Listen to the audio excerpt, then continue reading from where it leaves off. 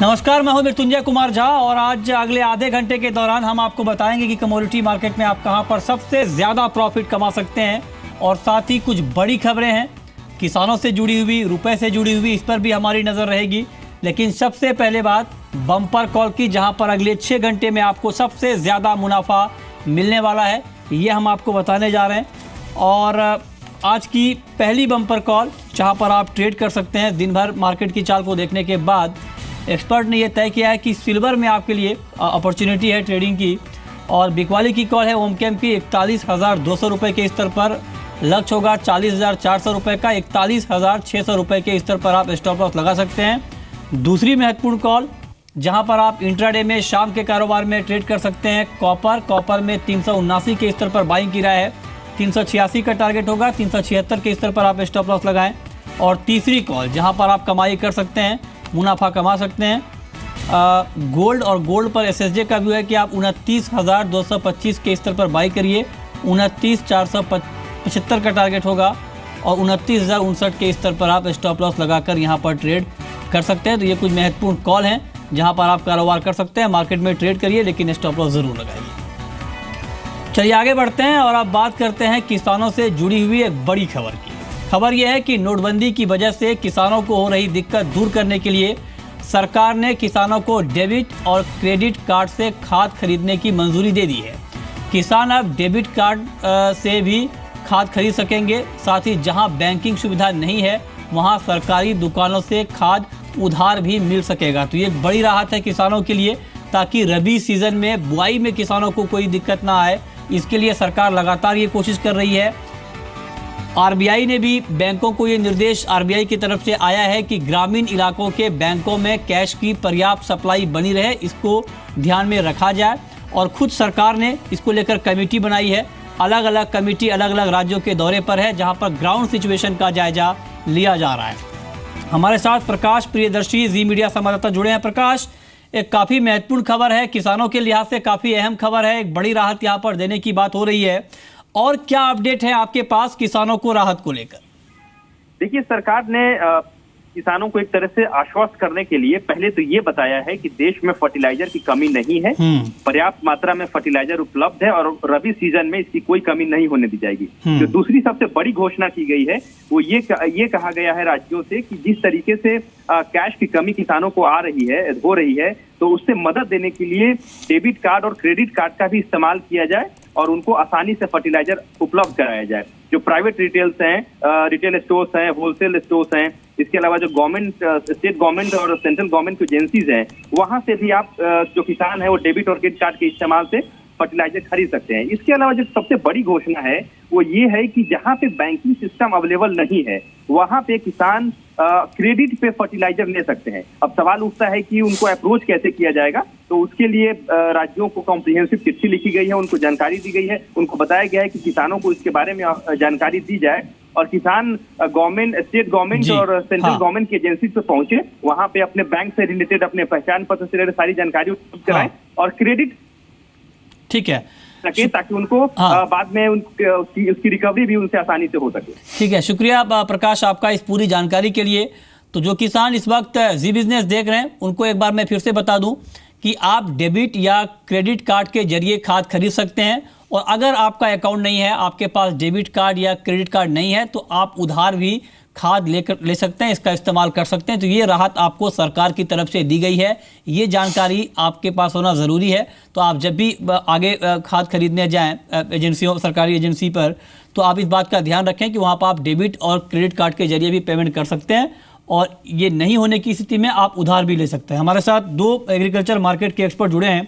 हमारे साथ बीकेएस के प्रेसिडेंट केबी चौधरी हैं और साथ ही हमारे साथ एग्रीकल्चर एक्सपर्ट विजय सरदाना है। आप दोनों मेहमानों का बहुत बहुत स्वागत है। सबसे पहला सवाल चौधरी जी आपसे ये कि ये कितनी बड़ी राहत है किसानों के लिए, क्योंकि सरकार लगातार ग्राउंड सिचुएशन का जायजा ले रही है और सरकार को ये लग रहा है कि रबी सीजन में बुआई किसी तरह से प्रभावित ना हो, उसके लिए तमाम कदम यहाँ पर उठाए जा रहे हैं। तो अब जो ये नया फैसला लिया गया है किसानों के लिए कि डेबिट और क्रेडिट कार्ड से पेमेंट कर पाएंगे और ये नहीं होने की स्थिति में उधार भी ले सकेंगे, कितनी बड़ी राहत आप मान रहे हैं? राहत तो जो किसानों को लोन की फैसिलिटी दी है सरकार ने वो बहुत अच्छी है, लेकिन इसमें ये है कि जो किसान क्रेडिट कार्ड है ना, जो क्रॉप लोन का कार्ड है, उस पर व्यवस्था करनी पड़ेगी, क्योंकि किसानों के पास गांव में डेबिट कार्ड या क्रेडिट कार्ड नहीं है आम किसान के पास। हाँ, उसके लिए व्यवस्था ये है सर, उसके लिए व्यवस्था है कि वो लोग उधार ले पाएंगे। नहीं, वो देखिए मेरी बात सुनिए, उधार देने की व्यवस्थाएं तो पहले से ही चली आ रही थी सोसाइटी के द्वारा, लेकिन सवाल ये है कि जो केसीसी है ना, किसान क्रेडिट कार्ड है, आप मेरी बात समझिए जी, जो किसानों के पास किसान क्रेडिट कार्ड है, जिससे किसानों को लोन दिया जाता है बैंकों के द्वारा, उसको इससे जोड़ना पड़ेगा। ये किसान क्रेडिट कार्ड को जोड़े बिना किसानों को इसका लाभ नहीं मिल पाएगा, क्योंकि ये क्रेडिट कार्ड और डेबिट कार्ड जो है वो शहर के लोग रखते हैं, गांव में किसानों के पास क्रेडिट कार्ड नहीं होता। गांव में तो किसान के पास क्रॉप लोन के लिए जो कार्ड है, केसीसी है, वो होता है। ठीक है, उसी से व्यवस्था जोड़नी पड़ेगी। ठीक है, विजय सरदाना जी, आप कितना बड़ा इम्पैक्ट देख रहे हैं किसानों के ऊपर? देखिए, ये एक अच्छा कदम है, लेकिन जैसा हम सब जानते हैं कि किसान अभी बैंकिंग से जुड़े नहीं है, बहुतों के पास जनधन अकाउंट नहीं है, तो ये एक प्रोत्साहित कदम होगा कि किसान अब बैंक जाएंगे, अपना जनधन अकाउंट खोलेंगे, एक डेबिट कार्ड लेंगे। तो मुझे लगता है ये उस दिशा में सरकार का प्रयास है कि किसानों को बैंकों से जोड़ा जाए। और आने वाले समय में इसका फायदा ये होगा कि जब किसान मंडियों में माल बेचेगा तो उनका ट्रांजैक्शन भी कैशलेस होगा। व्यापारियों से कहा जाएगा कि आप डायरेक्ट बैंक में ट्रांसफर करिए। काफी कुछ एग्रीकल्चर सेक्टर में ट्रांसपेरेंसी आएगी और बहुत सारी चीजें सुधरेंगी गांव के लेवल पे और एग्रीकल्चर मार्केटिंग के लेवल पे। एपीएमसी मंडियों में भी बहुत कुछ सुधार आएगा। तो एक शुरुआत है, मैं इसको मानता हूं कि अभी कई और कदम सरकार लेगी। ये पहला कदम है, किसानों को एक मैसेज दिया गया है कि आप बैंकिंग सिस्टम से जुड़े और आने वाले समय में आपको बैंक के थ्रू काम करना होगा। एक महत्वपूर्ण बात यहाँ पर सरदाना जी ने कही है कि बैंकिंग सिस्टम से जोड़ने की कोशिश सरकार की तरफ से हो रही है ताकि आगे भी इसका फायदा किसानों को मिलता रहे। लेकिन चौधरी जी, मेरा सवाल आपसे ये होगा कि आपने जो सुझाव यहाँ पर दिए हैं, क्या इस तरह का कोई प्रस्ताव या कोई सुझाव आपके संगठन भारतीय कृषक समाज की तरफ से सरकार को दिया गया है नोटबंदी के बाद, ताकि किसानों के लिए और बेहतर कदम यहाँ पर उठाए जा सके? मेरी आज ही जो कोर ग्रुप के एग्रीकल्चर के चेयरमैन है, additional secretary mister Ashok Dalvi, उनसे मेरी आज दोपहर को बात हुई थी और इसी विषय में बात हुई थी। और पहले भी हमारी उनसे बात हुई थी, पिछले 4 दिन पहले भी बात हुई थी, 5 दिन पहले बात हुई थी। तो उन्होंने कहा कि ठीक है, बीज और खाद के लिए सरकार परमिशन देगी पुरानी करेंसी से और उस तरीके से जो है तो वो कर दिया था। लेकिन आज जो किया है, लोन की जो बात की, क्रेडिट और डेबिट कार्ड से की है, तो मैंने उनको कहा कि किसानों के पास जो है कि ये किसान क्रेडिट कार्ड जो है ना, लोन वाला, क्रॉप लोन वाला जो है, उसको उससे जोड़ा जाए, तभी उसको तत्काल लाभ होगा। क्योंकि वो कब अकाउंट खोलने जाएगा, बैंक अकाउंट खोलेगा, कब क्रेडिट कार्ड मिलेगा। तो देखिए, ऑलरेडी जो है बुआई जो है शुरू हो गई है, उसमें सीड मार्केट में मुहैया होने लगा था।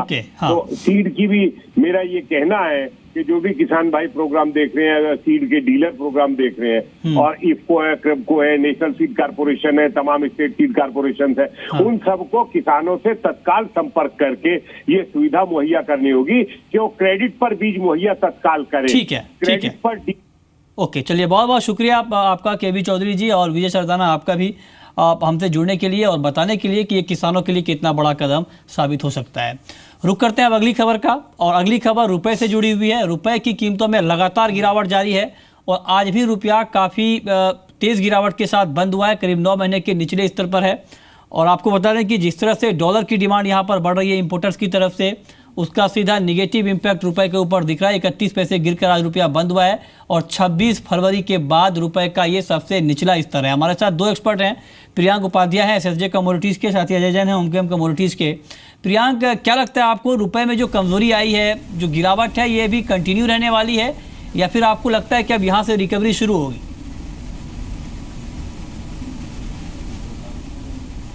देखिए, अभी भी कोई इंडिकेशन नहीं है कि यहाँ से रुपये में स्ट्रेंथ आ सकती है।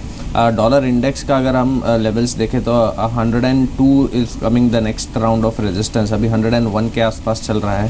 तो अभी भी 1 पॉइंट का तेज़ी आ सकता है डॉलर इंडेक्स में। घरेलू मार्केट्स में भी अगर डॉलर रुपये की अगर हम बात करें तो मुझे लगता है कि 68, 70, 69 ये हायर साइड रेंजेस रहेगी जहां तक एक बार टेस्ट कर सकता है डॉलर रुपये इन शॉर्ट टर्म। ओके, ठीक है अजय जैन, लेकिन जो रुपए में गिरावट आई है उसका कोई बड़ा फायदा आज बुलियन को नहीं मिला है MCX पे। इसकी क्या वजह आप देख पा रहे हैं, और क्या आपको लगता है कि इसका कुछ आगे शॉर्ट टर्म में इम्पैक्ट आएगा और गोल्ड के दाम बढ़ेंगे MCX पे?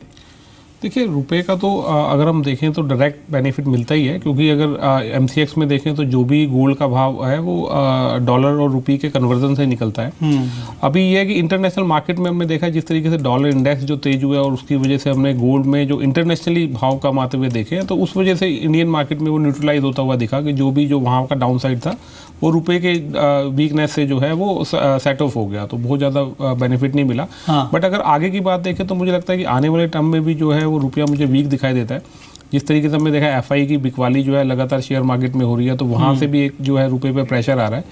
इंटरनेशनल मार्केट में भी हम देख रहे हैं कि डॉलर बाकी सभी कमोडिटी के अगेंस्ट भी जो है वो काफ़ी तेज हो रहा है, तो वहाँ से भी एक इम्पैक्ट आता हुआ दिखाई दे रहा है। तो ड्यूअल इम्पैक्ट है, तो मुझे लगता है कि आने वाले टाइम में थोड़ा सा और तेज़ी से रुपया बढ़ेगा और डेफिनेटली बुलियन पे इम्पैक्ट आएगा, और खासकर गोल्ड पे तो उसका डेफिनेट एक इम्पैक्ट आता हुआ दिखाई देगा।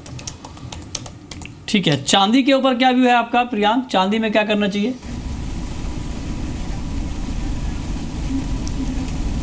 चांदी में हम देख रहे हैं कि 40,500, 40,300 ऑन द डाउन साइड एक सपोर्ट का काम कर रहा है। मुझे लगता है कि शाम के सेशन में एक रिकवरी टुवर्ड्स 41,200, 41,300 तक आ सकती है। ठीक है, तो चांदी में ओमकेम की बिकवाली की कॉल है 41,200 के लेवल पे, 40,400 का टारगेट होगा। 41,600 रुपये के स्तर पर आप स्टॉप लॉस के साथ यहाँ पर ट्रेड कर सकते हैं, इसको आप ध्यान में रखें। लेकिन जो भी ट्रेड करें मार्केट में आप स्टॉप लॉस ज़रूर लगाएं।